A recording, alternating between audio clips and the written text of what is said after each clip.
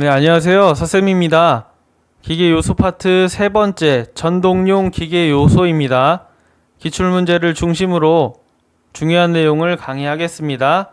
축이라고 하면 동력을 전달시키는 보통은 원형 봉 모양의 기계 요소입니다. 그래서 작용 하중에 따라서 차축이나 스핀들, 전동축으로 나뉘기도 하고요. 모양에 따라서 많이 나눕니다. 일반적으로 많이 사용하는 모양이 직선축의 형태입니다. 그래서 원형 봉에서 이렇게 가로로 직선축의 형태를 많이 사용합니다. 그리고 자동차에서는 회전운동과 직선운동을 변환시켜주는 크랭크축이 많이 사용되고요.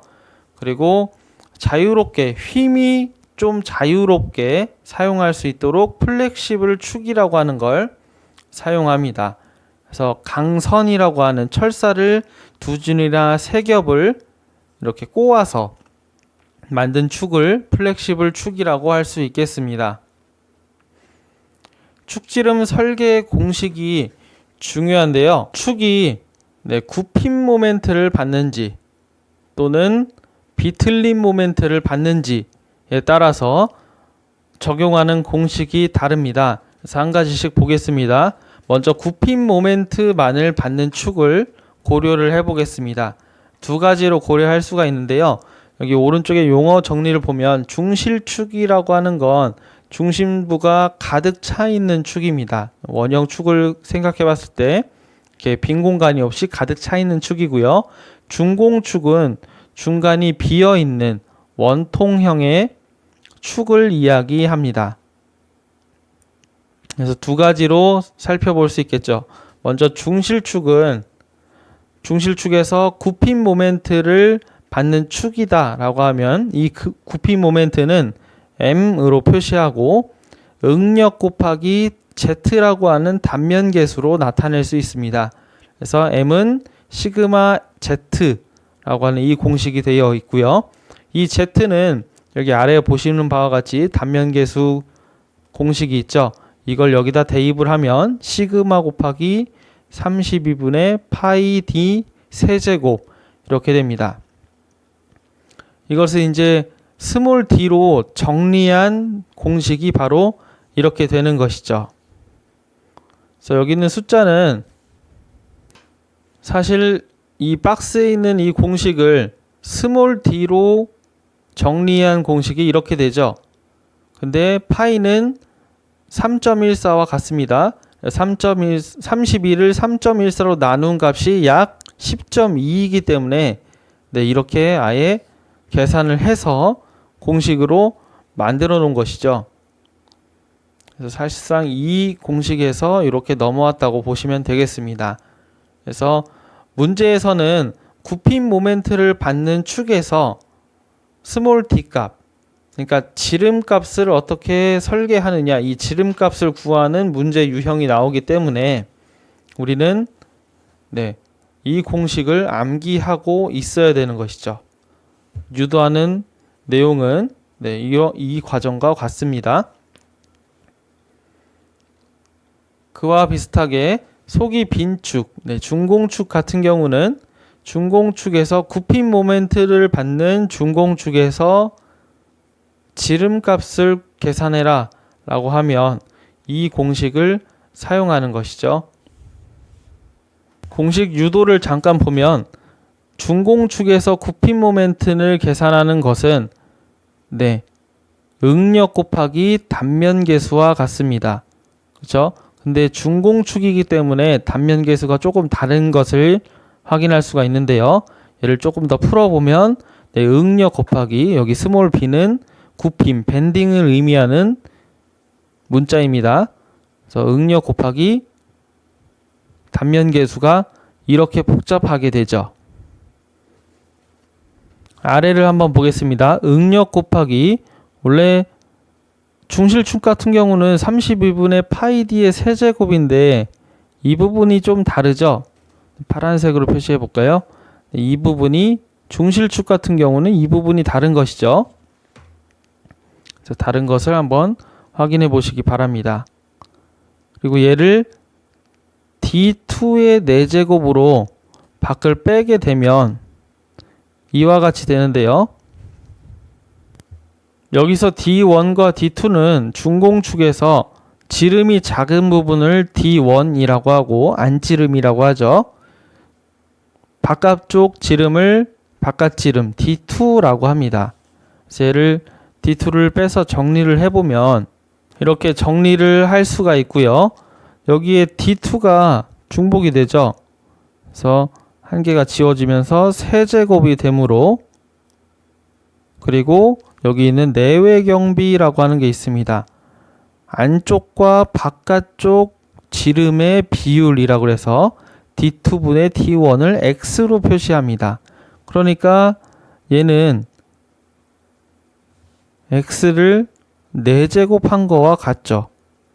D2의 4제곱, D1의 4제곱. 그렇죠? 그래서 이 파란색 원에 들어있는 게 X의 4제곱과 같습니다.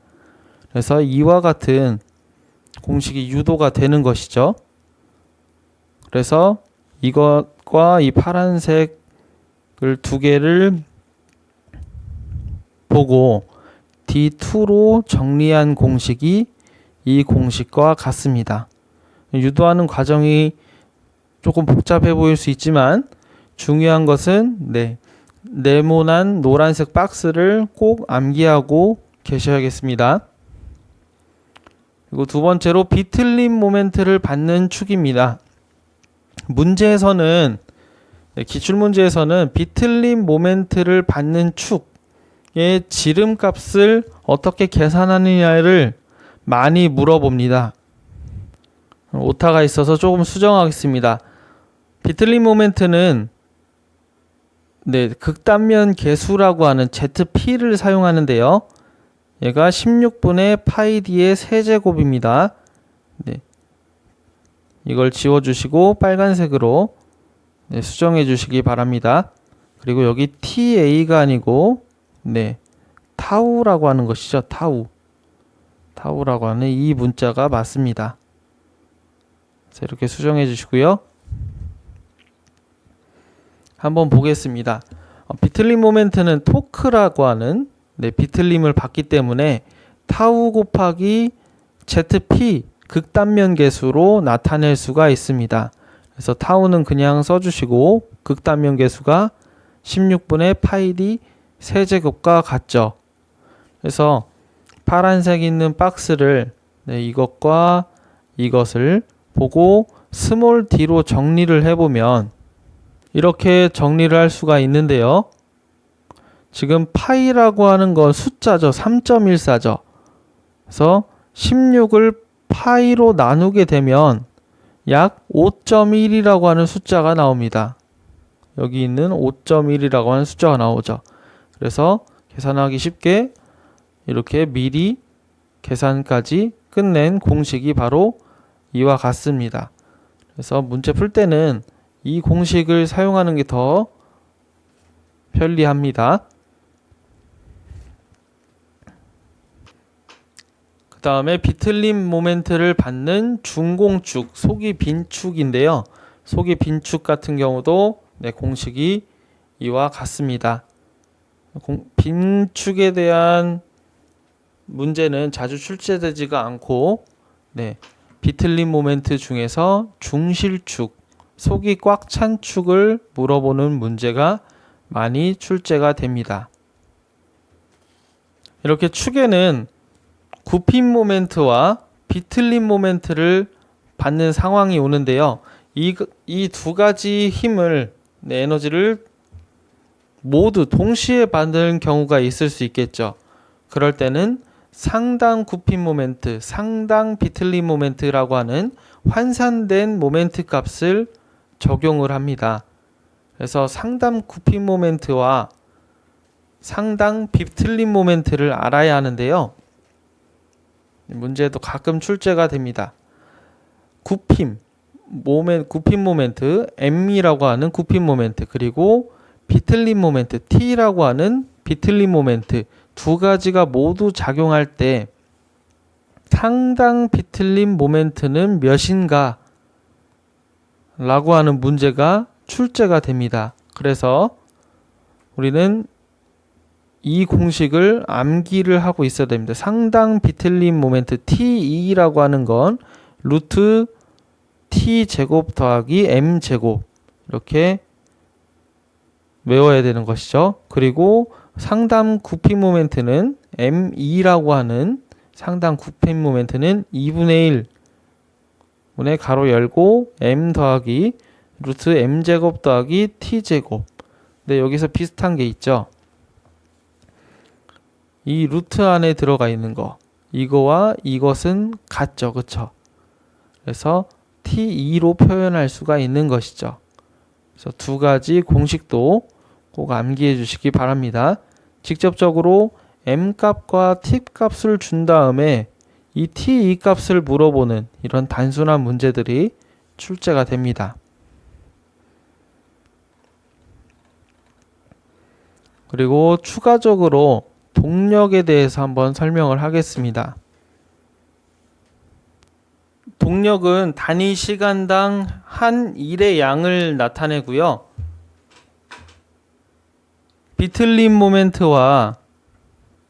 비틀림 모멘트 T와 각속도 오메가를 곱한 값입니다. 그래서 단위는 킬로그램 곱하기 미터 퍼 세크 이렇게 단위가 되고요.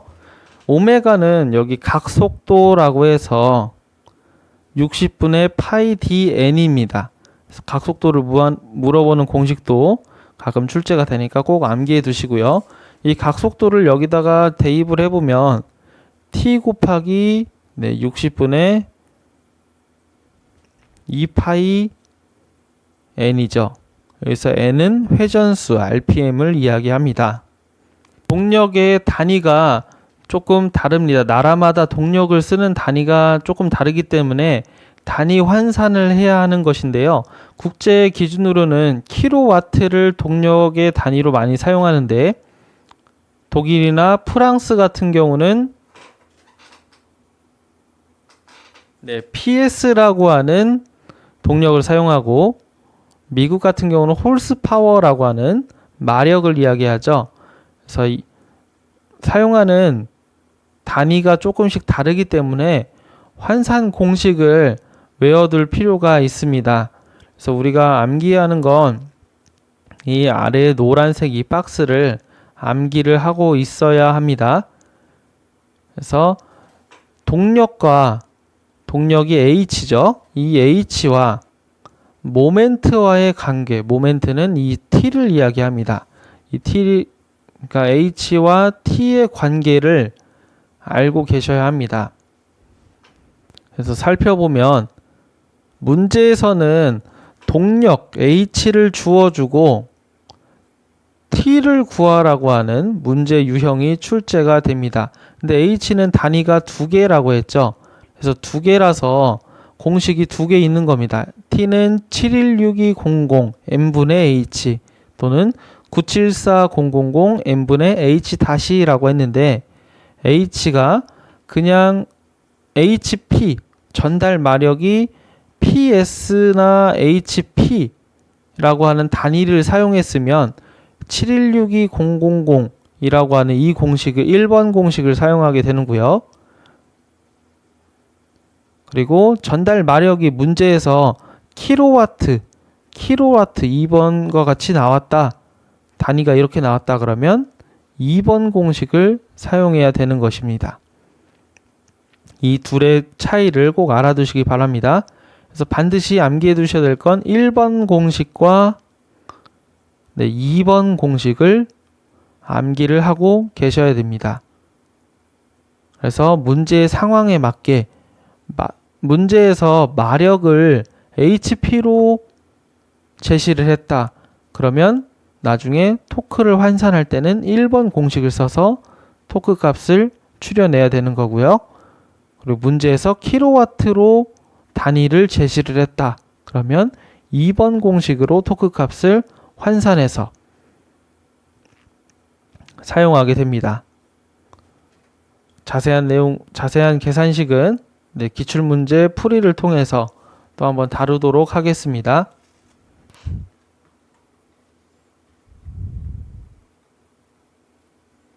다음은 축이음입니다. 두 축을 연결해서 동력을 전달하는 기계 요소를 축이음, 영어로는 커플링이라고 합니다. 축이음의 종류, 커플링의 종류는 여러 가지 종류가 있는데요. 클램프 커플링이 자주 출제가 됩니다. 원통에다 넣고 볼트로 체결하는 축이음입니다. 두 가지 축이 이렇게 두 가지가 있으면 원통에다가 두 축을 넣고 볼트로 결합하는 축이음입니다. 그래서 보통 원통 커플링 중에 하나로 이렇게 많이 사용하는 그런 커플링이죠. 그래서 원통의 형태에 따라서 셀러 커플링, 머프 커플링에서 이 위에 있는 네 가지 커플링이 원통 커플링의 대표적인 종류라고 할 수 있습니다. 그 다음 플렉시블 커플링이 자주 출제가 되는데요. 중심선이 일치하지 않아서 편심이 있는 두 축을 연결하는데 많이 사용합니다. 그래서 고무나 체인 등을 사용해서 충격을 완화시키는 커플링이 유연 커플링, 플렉시블 커플링이라고 합니다. 그리고 올덤 커플링은 원판으로 이루어져 있어서 원판에 직각방향 키를 만들어서 축선의 위치가 어긋나 있어도 각속도 변화 없이 그리고 축선의 위치가 어긋나 있어도 이게 키워드입니다.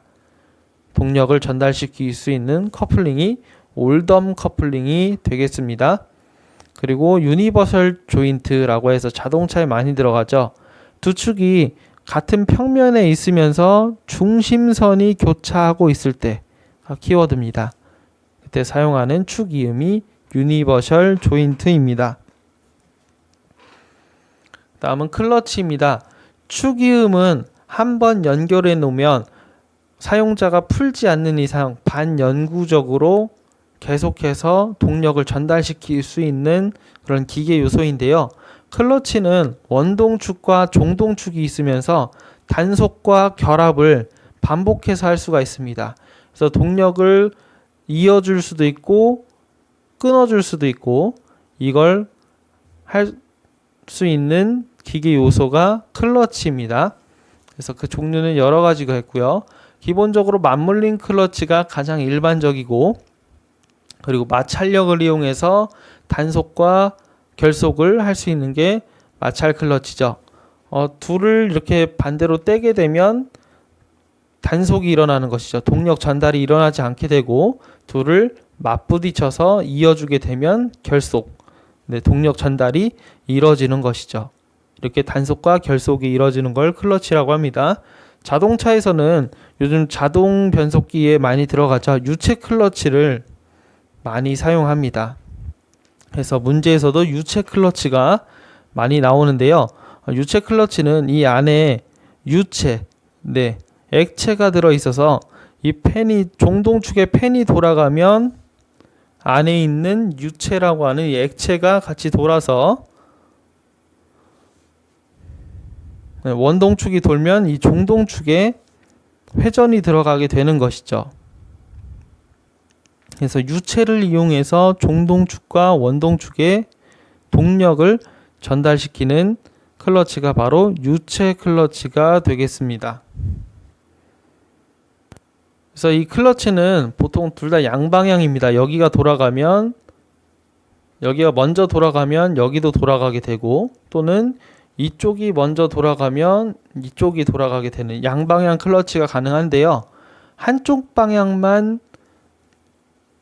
동력이 전달되는 한 방향 클러치도 있습니다. 그래서 구동축에서 한 방향으로만 토크가 전달되는 그리고 반대 방향은 토크가 전달되지 않는 단방향 동력 전달 클러치를 한 방향 클러치라고 합니다. 그래서 예로는 레칫 휠이 있겠죠.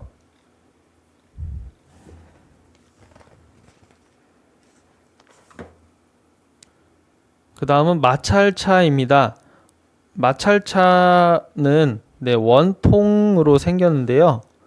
마찰을 일으켜서 동력을 전달하는 그런 기계 요소입니다.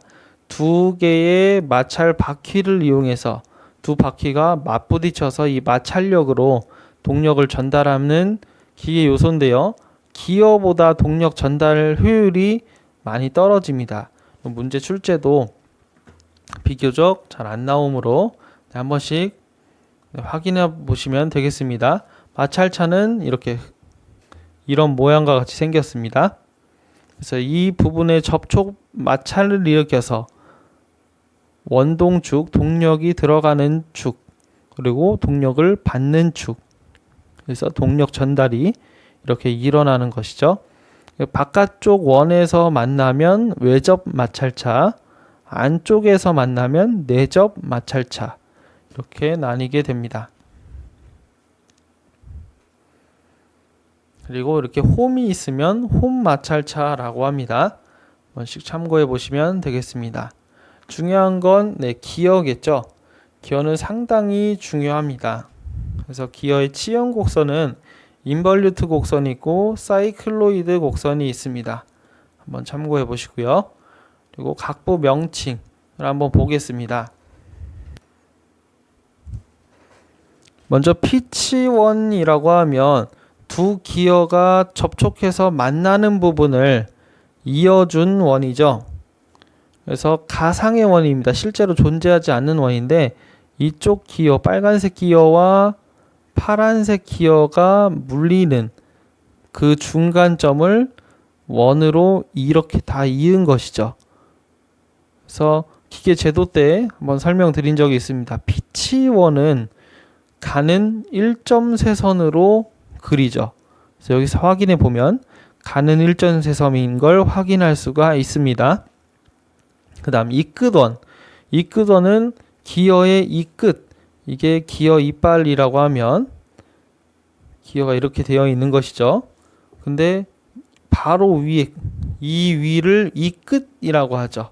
이 이끝들을 모두 이은 원이 여기 있는 이끝원이 되겠습니다. 이끝원은 어떤 선으로 그리죠? 측면도에서 여기가 측면도죠. 측면도에서 이끝원은 굵은 실선으로 그리죠. 그래서 굵은 실선으로 되어 있는 게 확인할 수가 있고요. 이 뿌리는 다른 색깔로 해보겠습니다. 이 뿌리는 이 부분이 이 뿌리에 해당하는 것이죠. 그래서 이 뿌리 원은 이 뿌리를 모두 이은 원이죠. 그래서 빨간색 원이 되겠습니다. 이 뿌리는 측면도에서 가는 실선으로 나타나죠. 그래서 굵은 실선은 이끝원, 피치원선은 일점세선, 가는 일점세선, 이 뿌리원은 가는 실선, 이렇게 됩니다. 좀 자세히 보면 피치원선을 기준으로 이 끝까지, 피치원에서 이 끝까지 이 높이를 이 끝의 높이, 이 끝 높이라고 합니다. 그리고 이 뿌리부터 피치원선까지의 이 거리를 이 뿌리 높이라고 하고요. 이 끝 높이와 이 뿌리 높이를 다 더한 값이 총 이 높이, 이의 높이라고 합니다. 특별히 이 끝 높이를 어덴덤이라고 해서 A자, 스몰 A자를 쓰고요. 이 뿌리 높이는 디덴덤이라고 해서 스몰 D를 씁니다. 그래서 총 이 높이 H는 어덴덤 더하기 디덴덤 이렇게 표시할 수가 있죠. 그래서 조금 더 나가면 이때 모듈이라는 걸 설명드릴 텐데요. 이 끝 높이는 모듈 값과 같습니다. 그리고 이 뿌리 높이는 1.25의 모듈 값과 같습니다. 그래서 이 높이는 여기 되어 있죠. 어덴덤은 모듈 값과 같다. 디덴덤은 모듈의 1.25를 곱한 값과 같다. 그래서 총 이 높이는 어덴덤 더하기 디덴덤인데 그게 2.25 모듈 값과 같다. 그래서 가끔 출제가 됩니다. 그래서 알아두시면 좋겠습니다. 그리고 압력각이라고 하는 게 시험 문제에 가끔 출제가 됩니다. 맞물려 있는 한 쌍의 기어에서 피치점이라고 하면 여기 피치점을 이야기하죠. 반지름선과 치형의 접선이 이루는 각. 그래서 20도가 많이 사용된다. 압력각은 20도가 많이 사용됩니다. 그래서 피치점에서 반지름과 치형 접선이 이루는 각도, 피치점에서 이루어지는 각도라고 알아두시면 되겠습니다.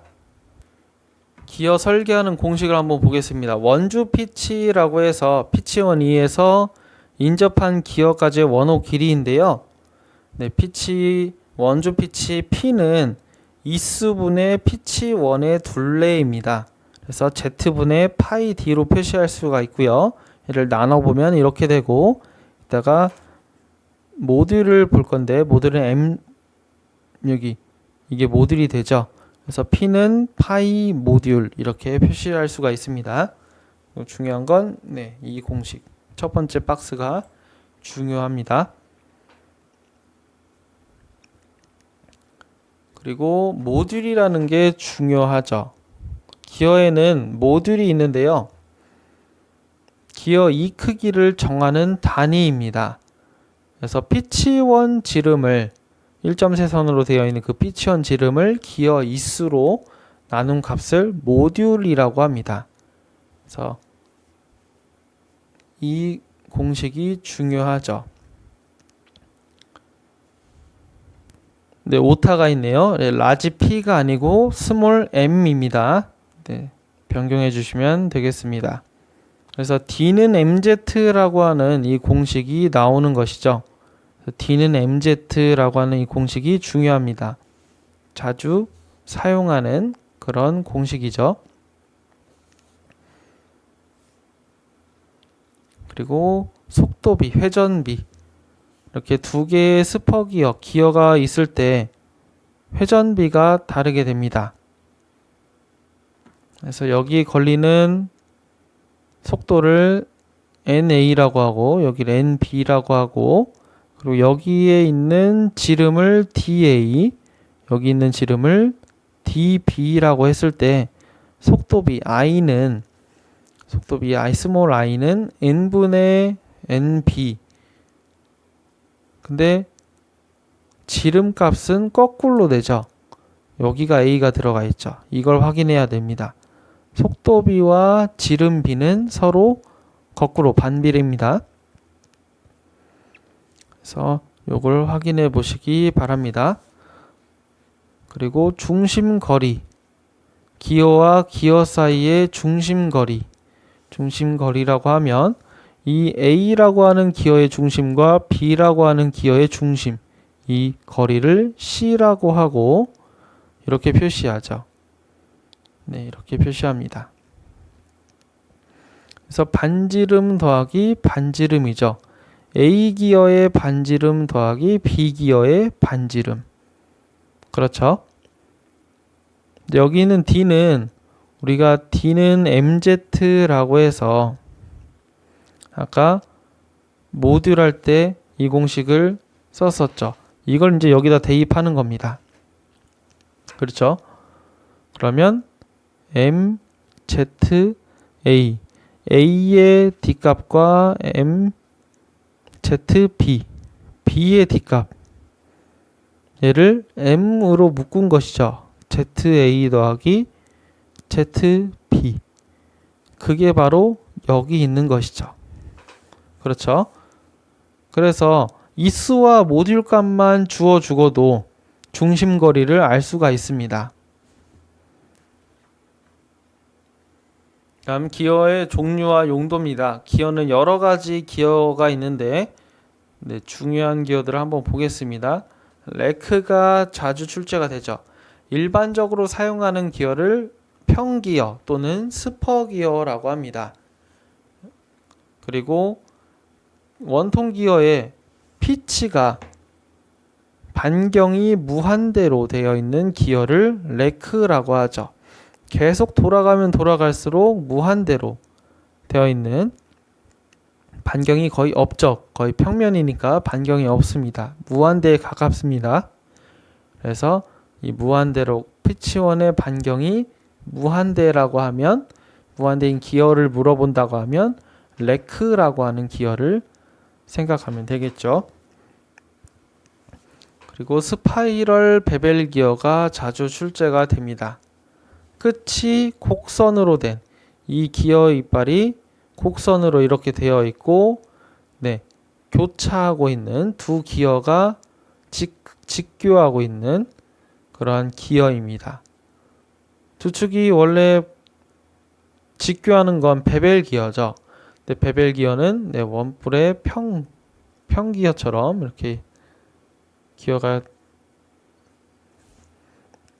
곡선이 아닌 직선으로 되어 있는데, 스파이럴 베벨 기어는 기어 이빨이 곡선으로 되어 있어서 조금 더 정숙한 동력 전달이 가능합니다.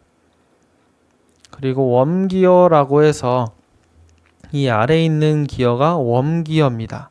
그리고 위에 있는 걸 웜 휠이라고 하는 것이고요. 그래서 자동차 핸들에 많이 사용하는데요. 그래서 나사 모양의 기어 웜이 벌레를 이야기하죠. 지렁이 같이 움직인다고 해서 웜기어입니다. 그래서 큰 감속비를 얻는데 사용하는 대표적인 기어입니다. 기어를 사용하게 되면 설계상에 문제가 있거나 잘못 설계가 되면 이에 간섭이 생기는데요. 기어 이빨 사이에 이렇게 다음 기어가 이렇게 있고, 이렇게 기어가 이렇게 있는 것이죠. 그리고 파란색 기어가 이렇게 물려 들어갔는데, 이 파란색 기어가 너무 크게 되면 이 빨간색 기어의 안쪽 면을 파먹게 되겠죠. 그렇죠? 일단 부딪히는 걸 기어의 간섭이라고 하고, 이게 너무 심해지면 언더컷이라고 하는 결함이 생기게 됩니다. 간섭이 생겨서 이 뿌리를 깎아내게 되는 현상을 언더컷이라고 합니다. 이것을 방지하기 위해서는 전위기어라고 하는 것을 사용하게 되는데요. 전위기어는 절삭 기준을 조금 내린 것으로 생각하면 됩니다. 원래는 피치원이 이렇게 파란색 원의 정상적인 이 기어의 설계 값인데, 언더컷이 일어나니까 얘를 기준 피치원을 조금 내린 것이죠. 그래서 조금 내려서, 기준을 조금 내려서 절삭하니까 아예 만들 때 이렇게 보정이 들어가서 만들어지는 것이죠. 이렇게 해서 기준 피치원보다 다소 바깥쪽으로 절삭한 기어를 전위 기어라고 합니다. 전위 기어의 용도, 그리고 언더컷이 일어났을 때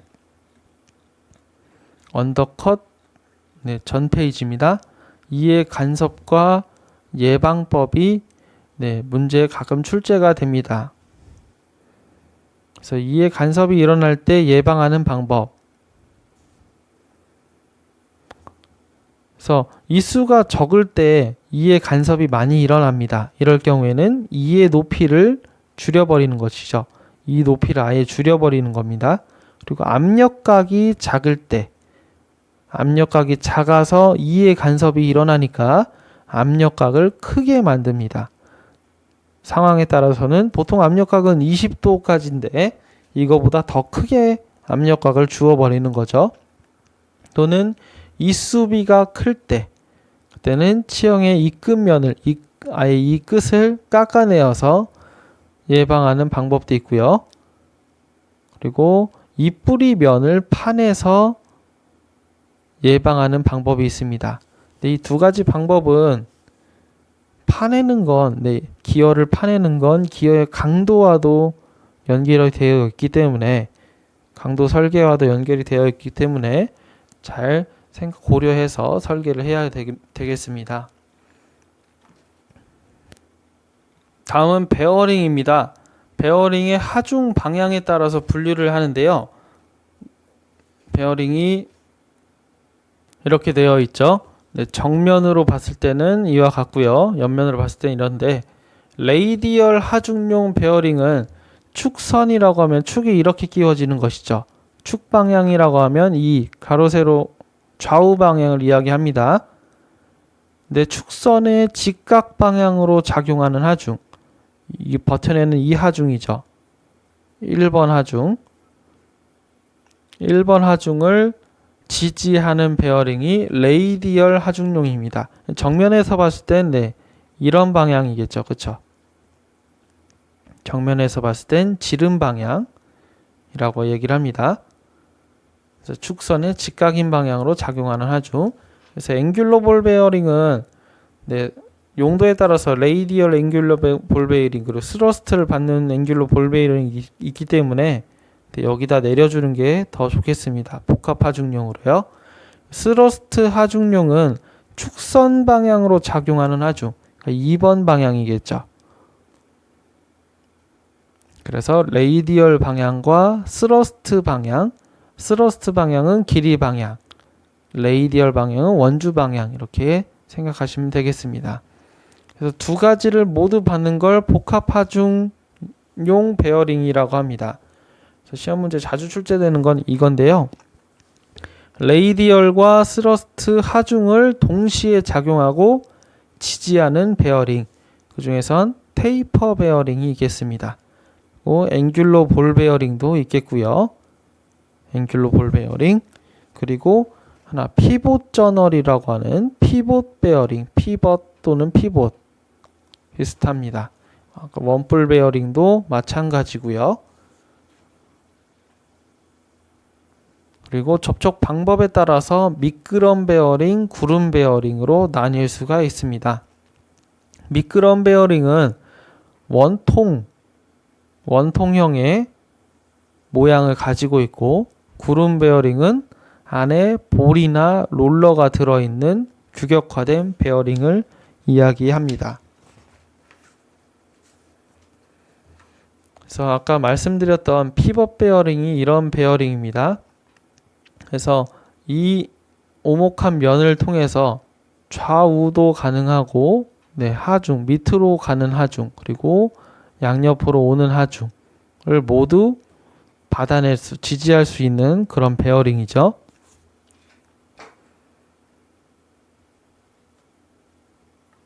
절구 베어링이라고도 합니다. 스러스트도 받고 네, 레이디얼도 받을 수 있습니다.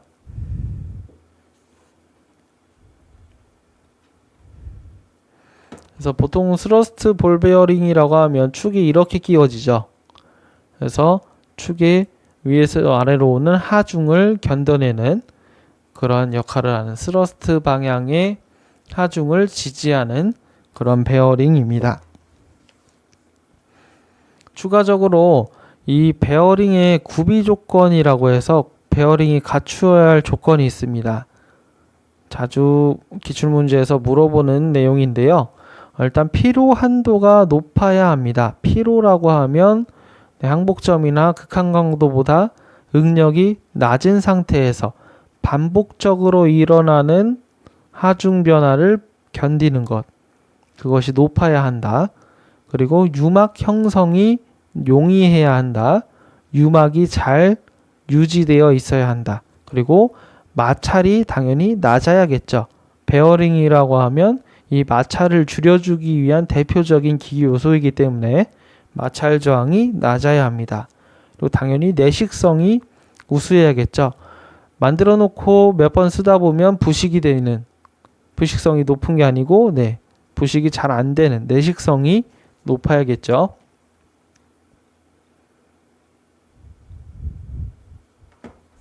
모양에 따라서 여러 가지 베어링이 있습니다. 그래서 이제 구름 베어링의 종류를 한번 볼 건데요. 깊은 홈 볼 베어링이라고 해서 여기 홈이 깊게 들어있는 깊은 홈 볼 베어링. 근데 홈이 이렇게 평범하죠. 깊은 홈 볼 베어링이 있고, 그리고 마그네토 볼 베어링이라고 해서 홈 턱이 있습니다. 외륜이라고 하면 이쪽 부분인데요. 여기 이제 턱이 있는 걸 볼 수가 있죠. 지금 여기 턱이 이렇게 되어 있는 걸 볼 수가 있죠. 그리고 앵귤러 볼 베어링이라고 해서 앵귤, 각도가 지어져 있다고 하는 겁니다. 여기 각도가 살짝 지어져 있습니다. 그래서 레이디얼 하중도 받고 한 방향의 스러스트 하중을 받는 그러한 특징이 있는 베어링입니다. 그 다음에 테이퍼 롤러 베어링은 롤러 자체에 테이퍼가 지어져 있는 것이죠. 그렇죠? 그리고 니들 롤러 베어링은 그림이 바뀌었네요. 니들 롤러 베어링이 이거고요. 자동 조심 베어링이 이겁니다. 이게 니들입니다. 니들. 지금 이렇게 줄로 표시했는데 바늘같이 얇은 니들이 바늘이죠. 바늘같이 얇은 롤러들을 채워 넣은 베어링이 바로 니들 롤러 베어링입니다. 그래서 표는 한번 참고해 보시면 되겠습니다. 베어링 설계 시에 고려해야 할 사항이 중요합니다. 베어링은 충분한 강성을 유지할 수 있게 만들어야 되고요. 그리고 마모와 마찰 저항이 당연히 적어야겠죠. 그리고 동력 손실이 적어야 되고, 그리고 구조가 간단하고 유지 보수가 용이한 게 중요하겠습니다. 그리고 베어링 하중과 수명도 중요한데요. 공식을 푸는 계산 문제가 출제가 됩니다. 그래서 기본 정격 하중이라 해서 기본 정격 하중이라 그래서 멈춰 있을 때 회전 성능에 영향을 주지 않는 상태에서는 이 공식이 이렇게 단순하게 되어 있습니다. 이걸 묻는 문제는 자주 안 나오고요. 기본 동정격 하중, 움직이는 상태에서 부하 용량이 중요합니다. 그래서 노란색 공식을 암기하고 있어야 합니다. 초기에는 복잡해 보이지만 그렇게 복잡해 보이진 않습니다. 어떻게 보냐면 P라고 하는 건 작용 하중입니다. 작용 하중 숫자로 문제에서 주겠죠. 그리고 FW라고 하는 건 하중 계수입니다. 보통 1.5, 1.2에서 1.5 정도 주는데 문제에선 1.5 단 하중 계수는 얼마이다 라고 하면서 숫자를 주죠. 그 다음에 60 그리고 N은 회전수죠. 회전수도 문제에서 회전수 값을 주겠고요. 그리고 LH라고 해서 시간 수명, 이건 계산을 할 수도 있고 친절한 문제 같은 경우는 계산 수명이 얼마다 라고 해서 숫자를 주는 경우도 있습니다. 그래서 이렇게 변수들의 숫자를 문제에서 주고 이 C값을 계산해내는 문제를 물어보니까 문자는 복잡하게 보이지만 사실 4가지 변수만 있는 것이죠. 1번 변수, 2번 변수, 3번, 4번. 그마저도 그냥 계산을 따로 도출해내는 것이 아니고 2번 계산하는 게 아니고 바로 숫자를 주고 이 공식을 아냐 모르냐 라고 하는 문제 유형들이 출제되기 때문에 암기하기만 하면 계산에 적용할 수 있습니다. 조금 더 자세히 들어가면 베어링의 시간 수명과 회전 계수, 회전 수명이 있습니다. 그래서 정격 수명을 회전수로 나타낸가, 얼마나 회전을 많이 할 수 있는가에 대한 내용이 회전 수명이고요. 얼마나 오랫동안 유지할 수 있는가, 시간에 대한 수명이 시간 수명이죠. 회전 수명 먼저 보겠습니다. LN이라고 하는 회전 수명은 이렇게 되죠. 여기까지만 암기해 두시면 되겠습니다. 아까 C라고 하는 건 기본 동정격 하중이라 그래서 문제에서는 이 값을 주죠. 그리고 하중 값도 주게 됩니다. 그리고 하중 개수 값도 주게 됩니다. 근데 이 감마라고 하는 값이 있죠. 이 감마라고 하는 값을 잘 알고 계셔야 됩니다. 그래서 감마는 2가지 종류입니다. 베어링이 볼 베어링이 있고 구름 베어링 중에서요. 그리고 롤러 베어링이 있죠.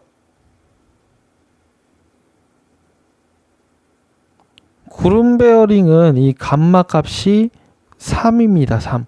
그러니까 세제곱이 되는 거죠. 근데 롤러 베어링에서는 이 감마 값이 3분의 10입니다. 3.3333 이렇게 나가는 것이죠. 그래서 이걸 꼭 알고 계셔야 됩니다. 이걸 알고 계셔야 문제를 풀 수 있겠죠. 이 감마 값은 여기에도 적용됩니다. 베어링의 시간 수명에도 적용이 되죠. 그래서 LH는 60N분의 LN인데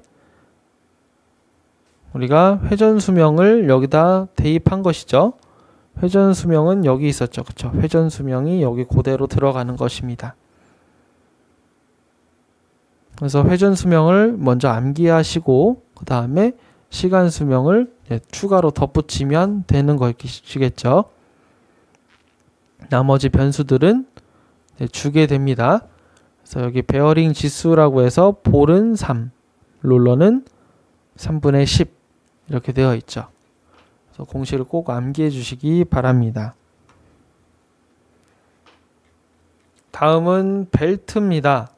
동력을 전달하는 벨트로 감아서 동력을 마찰에 의해서 전달하는 기계 요소죠. 이 벨트의 종류에는 보통 가죽 벨트, 고무 벨트, 섬유, 강철 벨트 쓰고요. 자동차에서는 타이밍 벨트를 쓰죠. 타이밍 벨트는 다른 벨트하고는 다르게 벨트 단면이 이렇게 톱니 모양으로 되어 있습니다. 그래서 벨트 풀리에 톱니 모양으로 되어 있어서 마찰뿐만 아니고 이 안에 걸리는 턱에 의해서 좀 더 명확한 동력을 전달할 수 있게 됩니다. 그래서 이와 같이 평행 걸기나 아니면 엇갈려 걸기, 십자 걸기를 이용해서 동력을 전달하게 되고요. 그냥 이렇게 단순한 벨트는 평벨트라고 하는데 이것보다 조금 더 마찰력을 높이고 미끄럼을 줄인 벨트가 바로 V벨트가 되겠습니다. 그래서 벨트 풀리에 V홈을 파서 그리고 벨트는 V자 형태의 이런 단면 모양을 가진 벨트를 V벨트라고 합니다. V벨트의 특징을 물어보는 문제가 자주 출제가 되는데요. 홈의 양면에 밀착이 되므로 이쪽 둘 다 면에 밀착이 되는 것이죠. 그래서 마찰력이 평벨트보다 크고 미끄럼이 적어서 작은 장력으로 큰 회전력을 전달할 수 있다. 그리고 벗겨지는 일이 잘 없고요. 그리고 이음매가 없어서 운전이 정숙하고 충격 완화하는 작용을 하고 그리고 지름이 작은 풀리에도 사용할 수가 있고요. 설치 면적이 좁습니다. 그래서 사용이 편리합니다. 중요한 게 V벨트의 이 각도를 물어보는 문제가 나와요. 이 40도.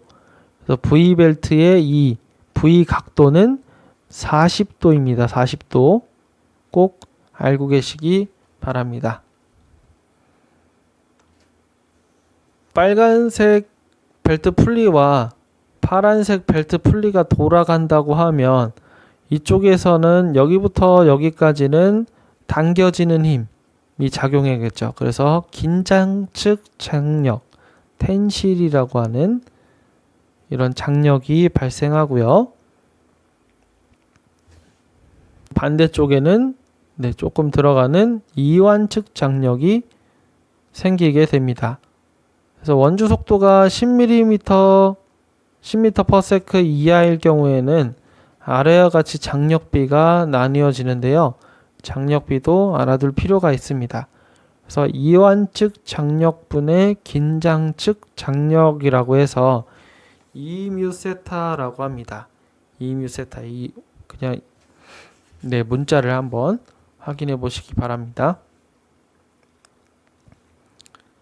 그 다음에 유효장력이라는 게 나옵니다. 유효장력. 유효장력은 긴장 측 장력 빼기 이완 측 장력. 그러니까 긴장 측장력과 이한 측장력의 차이를 유효 장력이라고 하고요. 토크와 유효 장력 간의 관계는 이렇습니다. 그리고 중요한 게 전달 동력이죠. 원심력을 무시하는 경우 10m/s 이하, 보통 10m/s 이하의 문제가 자주 출제가 되는데요. 원심력 고려하는 경우에는 계산식이 복잡해지기 때문에 무시하는 경우에 문제가 자주 출제되는 걸 볼 수가 있습니다. 그래서 동력 H는 긴장측 장력 곱하기 V, 속도죠, 속도. 회전 속도. 그래서 이렇게 표시를 할 수가 있고요. 이 부분은 꼭 암기를 해두시기 바랍니다. 조금 더 추가를 하면 여기 있는 토크 값, 여기 있는 이완측 장력 값이죠. 이 토크 값은 결국에는 응력 곱하기 면적으로 나타낼 수 있기 때문에 BT, 폭하고 두께입니다. 폭의 크기, 두께의 크기, 그리고 얘는 응력값. 얘로 세 가지로 나눌 수가 있는 것이죠. 그 차이가 있습니다. 여기 있는 토크 값이 이렇게도 나눠진다.